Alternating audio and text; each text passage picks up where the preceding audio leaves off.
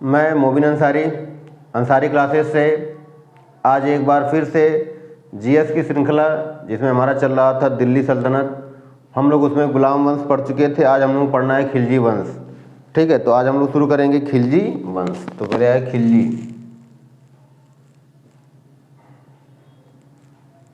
ठीक, खिलजी वंश कब से कब तक है तो याद रखना है कि 1290 से लेकर के 1320 इनका कार्यकाल क्या है, सबसे कम है। ठीक है, तो याद रखना है कि खिलजी वंश को खिलजी क्रांति भी कहा जाता है। क्या कहा जाता है? खिलजी क्रांति। ठीक है, खिलजी वंश को खिलजी क्रांति भी कहा जाता है। क्यों कहा जाता है तो याद रखना कि इसके पहले जो बलबन की लौह और रक्त की नीति, लौह एवं रक्त की जो नीति थी उसको क्या किया गया, समाप्त कर दिया गया। ठीक, बलबन की लौह और रक्त की नीति को क्या कर दिया गया, समाप्त कर दिया गया। दूसरा क्या है कि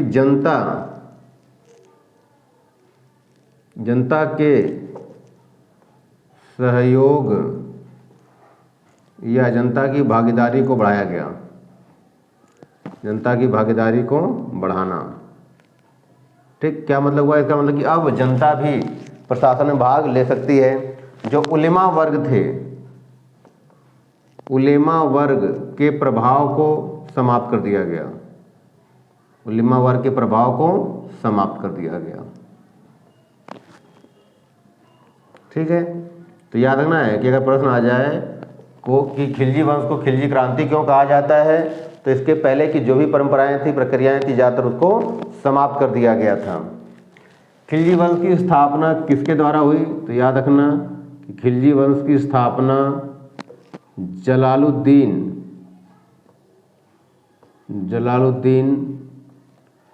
फिरोज खिलजी के द्वारा हुई। फिरोज खिलजी के द्वारा। ठीक, जब यह शासक बना तो इस समय इसकी उम्र क्या थी, 70 वर्ष थी। तो याद रखना है कि दिल्ली सल्तनत का सबसे वृद्ध सुल्तान। ठीक, दिल्ली सल्तनत का सबसे वृद्ध सुल्तान था। इसने अपना राज्याभिषेक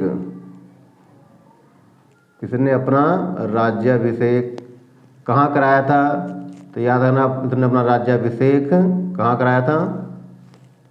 ठीक है, तो इसने अपना राज्याभिषेक कराया था किलोखरी महल में।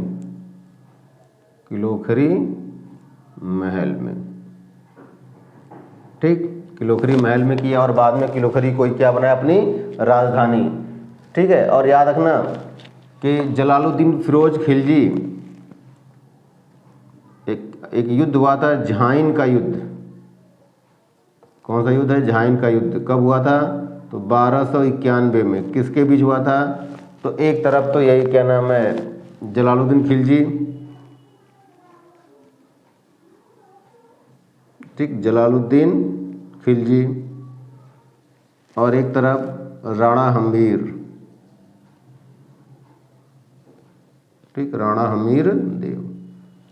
और इसमें जलालुद्दीन खिलजी की हार हो जाती है और उसके बाद ये कहता है कि मैं मुस्लिमों के एक बाल के बराबर ऐसे 100 किलो को मैं क्या कर दूं, छोड़ दूं। मतलब इसकी अपनी कल्पना है। कुल मिलाकर के कहा जाता है कि जो जलालुद्दीन फिरोज खिलजी था, ये लोगों के हितों पर ज़्यादा ध्यान देता था, लोगों के हित के लिए काम करता था, ज़्यादा मारकाट में विश्वास नहीं रखता था। तो इस तरह से अच्छा, इसी समय घटना क्या हुई कि अलाउद्दीन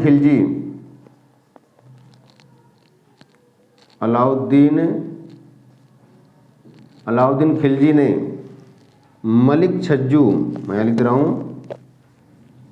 मलिक छज्जू, ठीक, मलिक छज्जू को पराजित किया।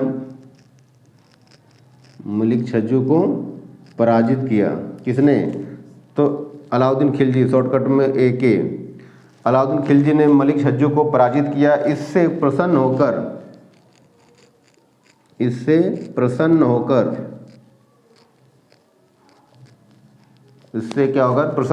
के जलालुद्दीन ने अलाउद्दीन खिलजी को कड़ा और मानिकपुर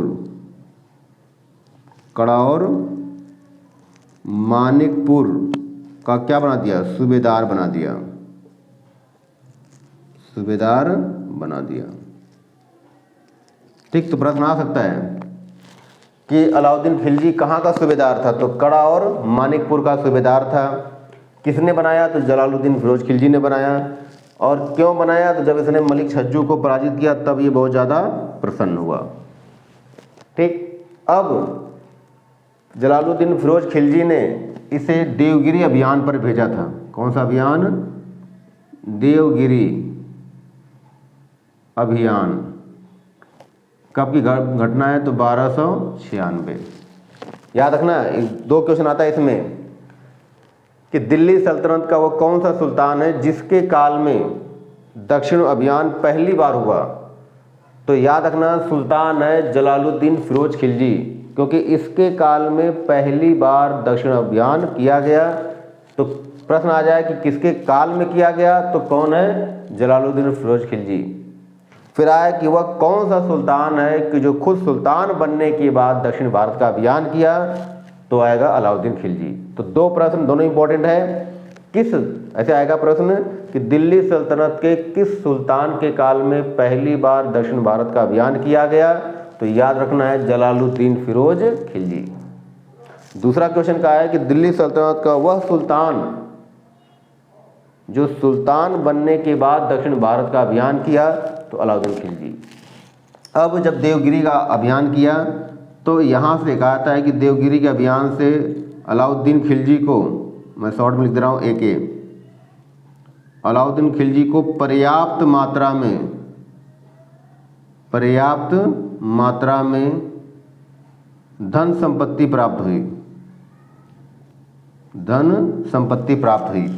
और जब अलाउद्दीन खिलजी को पर्याप्त मात्रा में धन संपत्ति प्राप्त हुई तब अलाउद्दीन खिलजी के मन में लालच उत्पन्न हुआ और इसको लगा कि इतना ज़्यादा जो धन है इससे की सहायता से तो मैं खुद सुल्तान बन सकता हूँ और मैं उस योग्य हूँ। और फिर इसने धोखे से सुल्तान जलालुद्दीन फिरोज खिलजी, जो इसके क्या नाम है चाचा भी थे और ससुर भी थे, उनकी अपने एक इसका क्या नाम होता है भाई कह सकते हैं कि अलाउद्दीन खिलजी, जिसका नाम था इकितारुद्दीन, नाम थोड़ा कठिन है, इकितारुद्दीन, ठीक, इकितारुद्दीन हुद, ठीक है, नाम है इकितारुद्दीन हुद। इकितारुद्दीन हुद की सहायता से जलालुद्दीन फिरोज खिलजी की क्या कर दी? हत्या कर दी। और इस तरह से हत्या करने के बाद 1296 ईस्वी में AK क्या बना? सुल्तान बना। ठीक, तो प्रश्न आ जाए कि अलाउद्दीन खिलजी सुल्तान कब बना? तो 1296 में। अब थोड़ा सा हम लोगों को पढ़ना है अलाउद्दीन खिलजी के बारे में। ठीक है, अब इसको मैं मिटा देता हूँ। हेडिंग डालेंगे अलाउद्दीन खिलजी।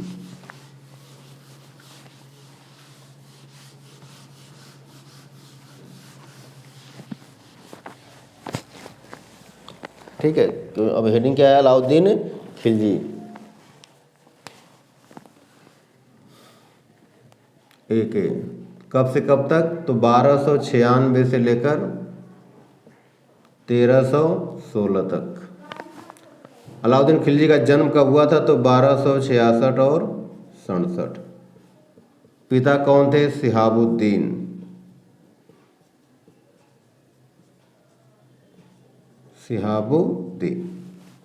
अकबर का अलाउद्दीन खिलजी का जन्म कब हुआ?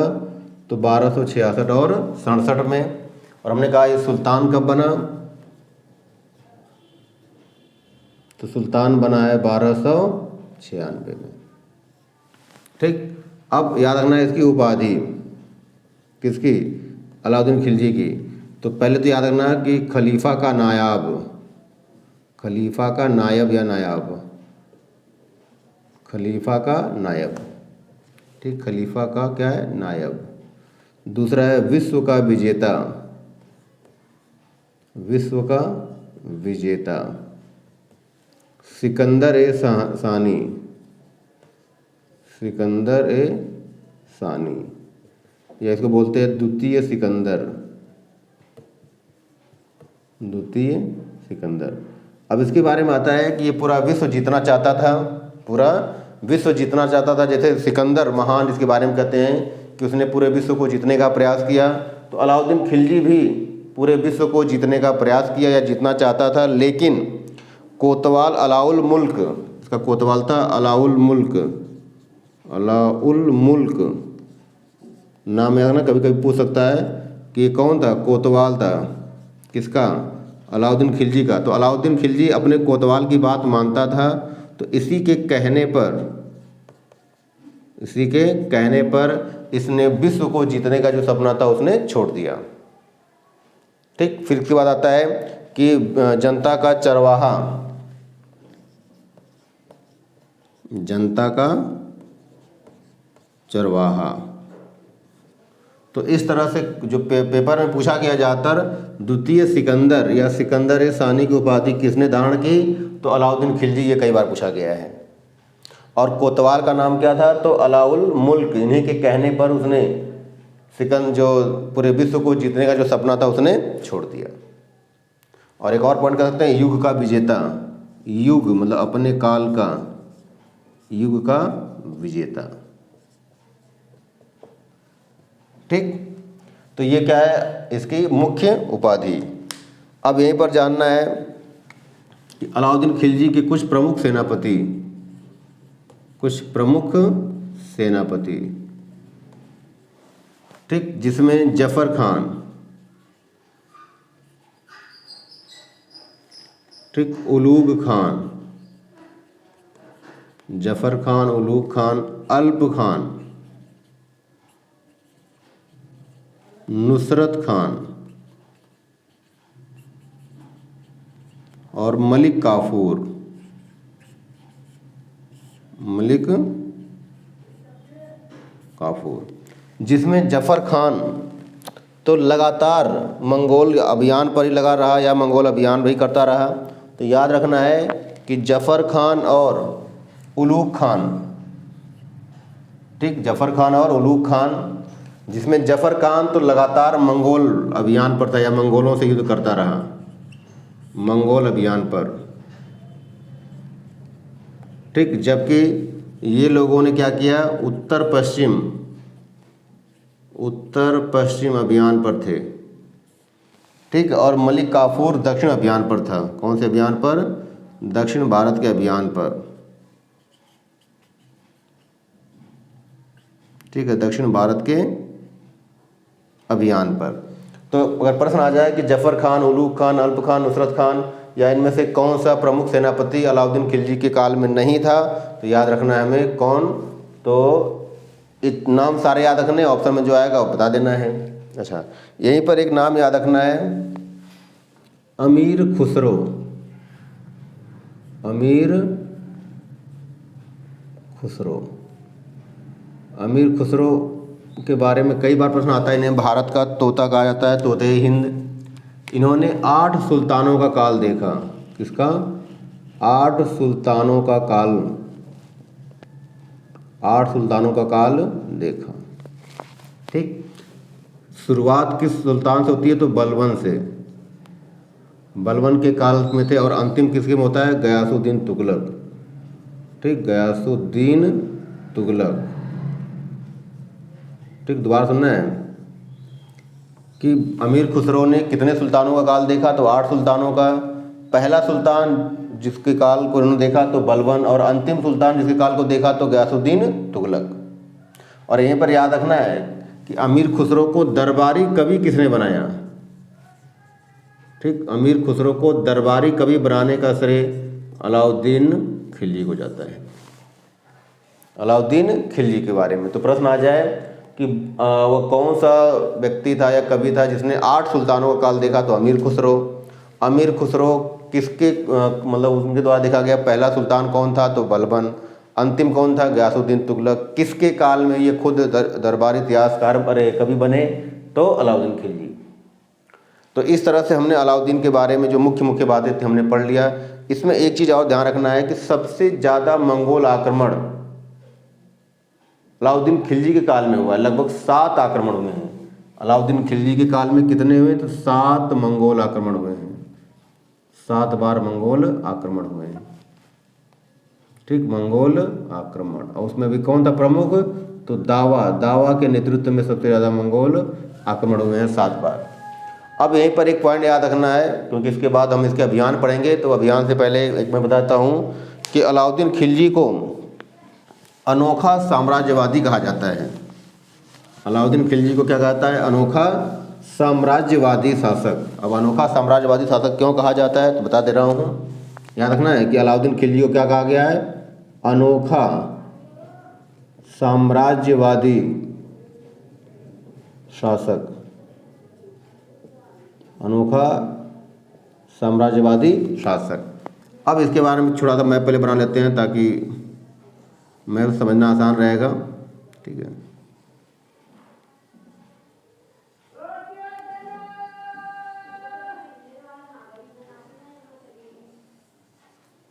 ठीक है, उसे याद कर लेंगे। अब याद रखना कि अलाउद्दीन खिलजी ने क्या किया?